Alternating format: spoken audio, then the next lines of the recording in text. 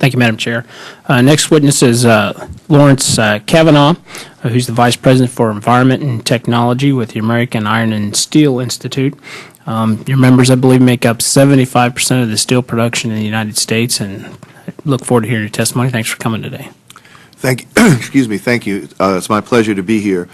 AISI does, in fact, represent 3/4 of the steel made in the U.S., and in addition to companies that produce steel, some of which are small businesses, we have over 130 suppliers to our industry that are members, and that is a group that has many small businesses as part of it, technology suppliers, raw materials suppliers, machine shops, etc. We depend on them, and they depend on us. I would like to start with the steel industry's most important issue regarding climate change policy, and that's competitiveness. The steel industry in our country is the lowest CO2 emitter among steel companies around the world.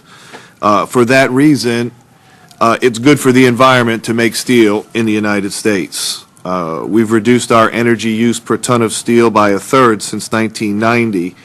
And as a result of this achievement, and this is a key point, the processes we operate today are pushing their energy limits as defined by the laws of physics. So what this means is that the basic premise of climate policy, make energy more costly and people will use less, doesn't work for steel, because we're already using less. We're already at the point with today's processes, which is little as possible. So when you combine that fact with the fact that steel markets are global and we compete with steel from countries that are not subject to the same or will not be subject to the same climate policies, you realize we can't pass those additional costs across.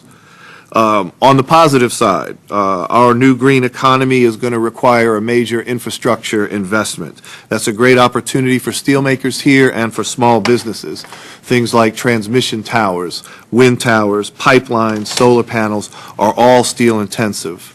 And the steel, we believe, for these products should be made here, which, as I already said, is the best and cleanest place to make steel in the world.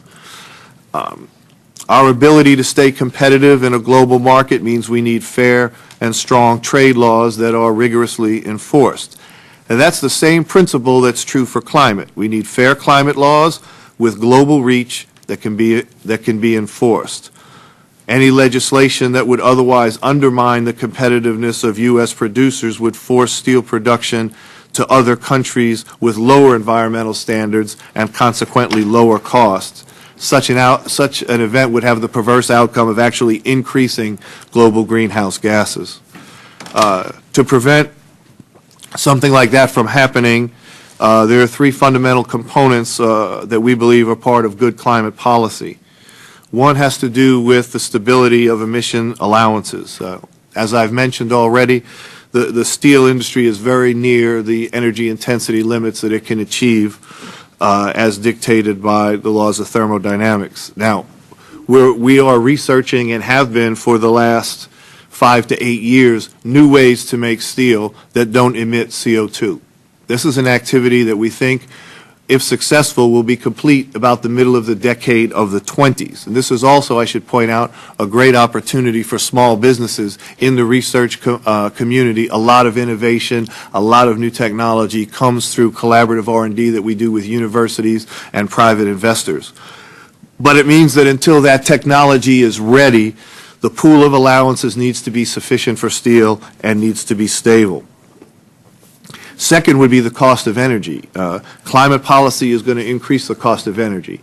The steel industry uses coal, electricity, and natural gas in large quantities. And no one, at least no one that we've talked to, can estimate how much these costs are going to go up. But the fact is, they are going to go up, and as a result of climate policy, to a degree not experienced by our international competitors. So there needs to be a means to deal with that. The present bill falls short in this area, and when you consider that energy costs are 20% of the cost of steelmaking, you can understand that a large increase there goes right at the competitiveness issue. And thirdly, an effective border adjustment measure would account for the difference in the burden of strict carbon policy here versus other places around the world. And these points are elaborated on in the written testimony. In summary, we would urge the House not to consider a one-size-fits-all solution.